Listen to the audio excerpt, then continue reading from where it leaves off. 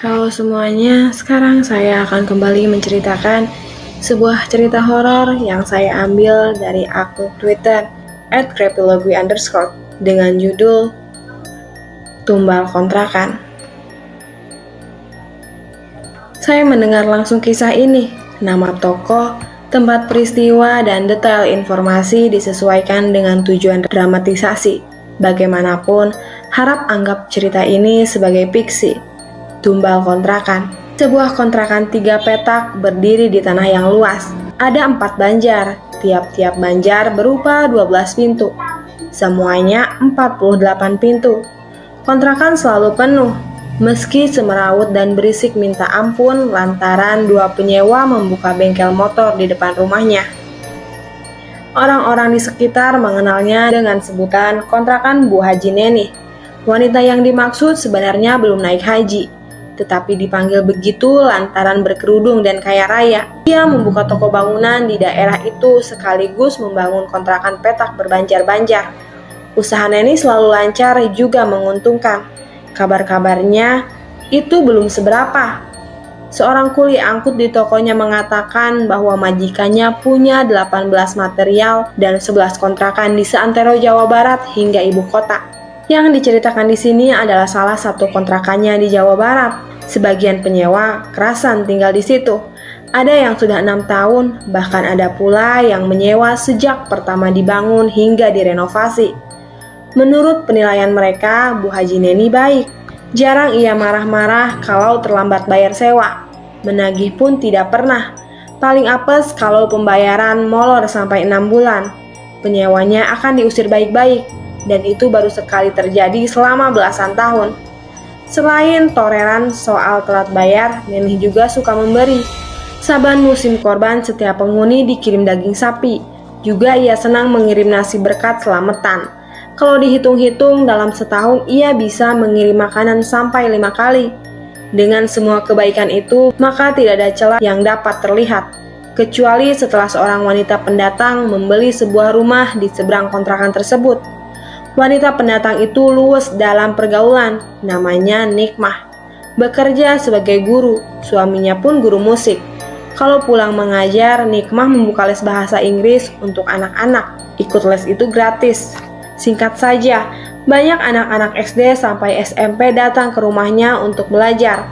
Dengan sendirinya, Nikmah disenangi warga, tanpa kecuali para penghuni kontrakan Bu Haji Neni.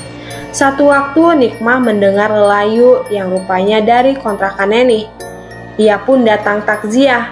Yang meninggal adalah pemilik salah satu bengkel rumahan. Kepala keluarga bernama Tagor. Anaknya 2 dan mereka semua rajin ikut les bahasa Inggris. Istri Tagor jelas amat sedih. Katanya suaminya masih sehat-sehat saja kemarin sore. Ia percaya itu disebabkan angin duduk. Kematian Tagor memunculkan firasat buruk dalam benak Nikmah. Hal itu ia sampaikan pada suami di rumah. "Aku melihat banyak kematian di rumah kontrakan itu," ucapnya prihatin. Yandi, suami Nikmah, tak berkomentar apapun, tapi hatinya cenderung membenarkan perkataan sang istri. Lelaki itu telah mengenal Nikmah 30 tahun lamanya, dan bukan sekali ia berfirasat sekaligus firasatnya benar. Nikmah memang wanita unik, dapat melihat yang tersembunyi bagi pandangan orang lain. Penglihatan yang sesungguhnya adalah firasat, batinnya sangat tajam dan berbahaya. Maka Yandi sungguh tak berkomentar. Namun demikian Nikmah mengajaknya berbicara. Ujarnya, "Tiap tahun ada satu kematian di balik pintu-pintu itu. Mendadak saja, sukar diterangkan penyebabnya. Ataukah penyebabnya angin duduk, serangan jantung?" Yandi berpura-pura ragu. "Tadi sore aku datang ke materialnya, membeli kertas amplas. Aku merasa sangat buruk setelah melihat wajah wanita itu." Yandi mengkritik, "Kenapa bukan beli matabor? Aku butuh itu. Kertas pasir kita punya banyak." "Aku serius, bagaimana caranya memberitahukan mereka?" Yandi mengerti kalau istrinya harus segera dijinakan supaya tidak melewati batas. Maka ia pelankan suaranya. "Dik, enggak semua hal dalam batinmu harus dibicarakan pada orang lain. Bisa jadi itu malah menyusahkanmu. Kita baru saja pindah di sini. Bahkan rumah ini kita beli. bukan kontrak yang bisa pindah kapanpun kalau nggak kerasan. Lagi pula kita belum mengukur seperti apa lingkungan kita. Aku mengerti mas, aku pun nggak mau terburu-buru. Sebaiknya kamu pura-pura nggak punya firasat apapun. Dik, kita berdua hampir pensiun.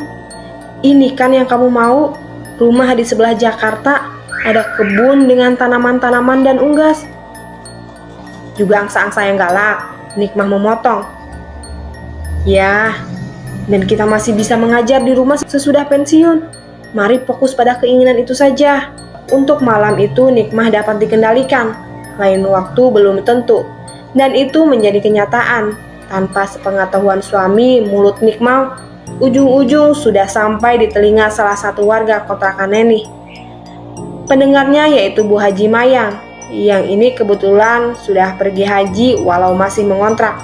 Nikmah bercerita saat membeli empe-empe di akhir pekan, dan ia bertemu tetangganya di situ. Bangga tersambar kilat Mayang ketika mendengarkan Nikmah berbicara, sebab semua yang ia ucapkan tidak ada yang meleset.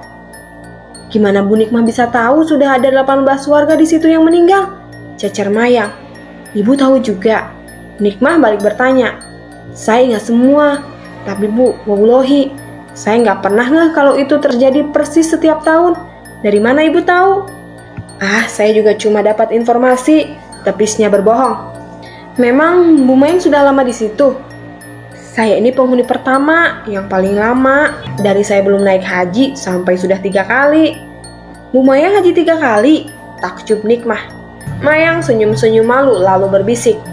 Suami saya langganan PPIH, nebeng. Oh, orang Kemendag. Nikmah pun maklum. Omong-omong, berarti itu benar ya, yang tadi itu? Wallahi benar Bu. Saya sih nggak ingat lagi nama-nama penghuni yang meninggal. Tapi saya ingat itu terjadi setiap tahun. Meninggalnya mendadak atau di kontrakan itu. Semua persis yang Bu Nikmah bilang. Ih, kok saya jadi merinding. Ya Allah, saya harus cerita sama Mas Huda. Nikmah buru-buru mencegat. Bu Haji, tolong hal ini simpan untuk keluarga ibu saja ya. Mayang manggut-manggut patuh dan menjamin bahwa ia adalah orang yang bisa menjaga rahasia. Hari bersilih pekan, lalu berganti bulan. Kematian Tagor montir motor telah menjadi masa lalu. Dengan manusiawi pula, Nikmah melupakan firasatnya. Penyewa kontrakan Neni datang dan pergi. Selalu ada wajah baru setiap bulan.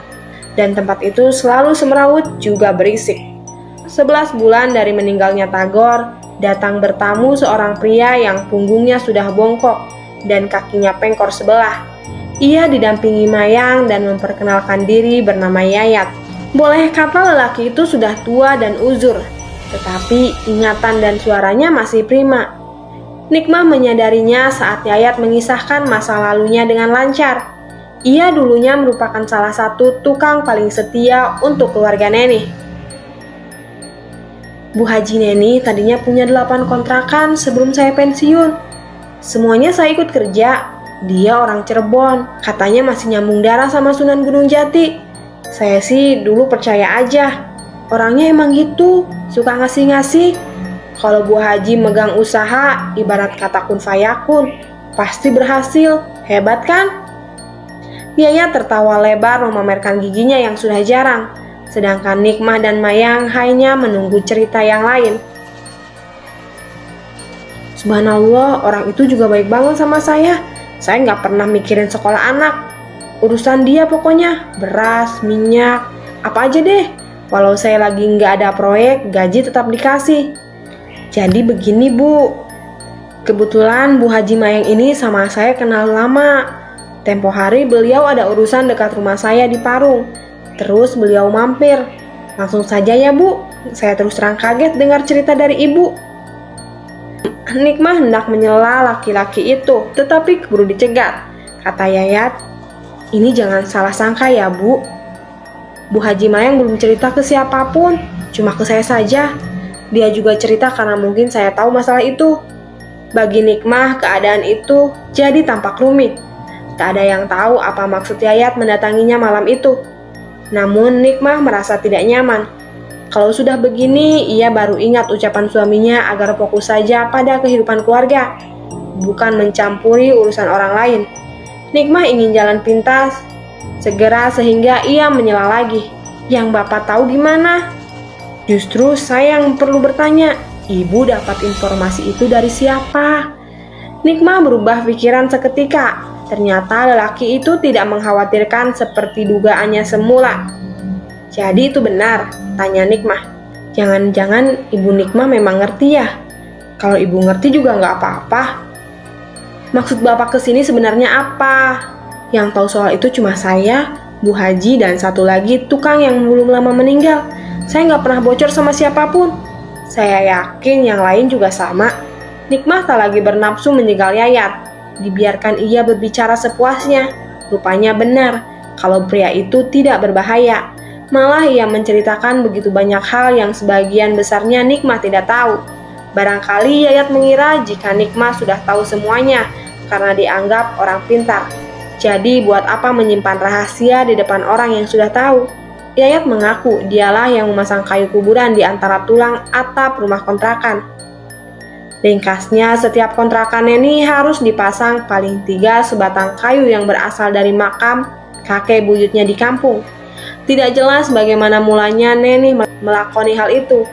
Yang diingat Yayat hanya sebatas yang ia ceritakan. Ia sendiri yang menebas pohon di kuburan tersebut lalu membawanya ke penggilingan kayu supaya rapi. Setelah itu diukirkan bacaan dalam Sunda Pengon oleh orang pintar. Dan itu bukan sembarang ukiran. Pembuatannya mengisyaratkan ari-ari bayi perempuan untuk setiap pekerjaannya. Setelah kayu itu selesai dikerjakan, Yayat mengangkutnya untuk dipasang di tempat yang sudah disiapkan. Bu Haji Neni kalau kurban juga di kuburan leluhurnya, bukan di rumah apalagi di masjid. Setahun kurban bisa 5 sapi sendiri. Saya yakin Bu Nikmah juga sudah baca sampai situ. Nikmah tidak sampai firasat ke sana. Tentang rangka atap, ari-ari, penyembelihan sapi baru diketahuinya sekarang. Namun ia tidak ingin terlihat seperti bukan orang yang paham. Maka ia berkata, jadi benar, di semua kontrakan miliknya selalu ada kematian setiap tahun. Dan itu berhubungan dengan semua yang Pak Yayat ceritakan? Iya benar Bu, tungkas Yayat. Namun dalam sekejap raut mukanya memucat. Ia diam sementara waktu. Mungkin dalam benaknya timbul penyesalan atas yang ia kerjakan di waktu lampau. Perjumpaan itu tidak menghasilkan apapun kecuali pengetahuan yang bertambah banyak. Nikmah cukup beruntung malam itu Yandi belum pulang. Jika suaminya ada, urusannya tentu bakal lain. Keesokan pagi Nikmah kembali berangkat ke sekolah. Ada keramaian di seberang rumah. Ia pun mendekat. Dari kasak kusuk di sekelilingnya, ia tahu bahwa Mayang meninggal beberapa saat lalu. Selesai.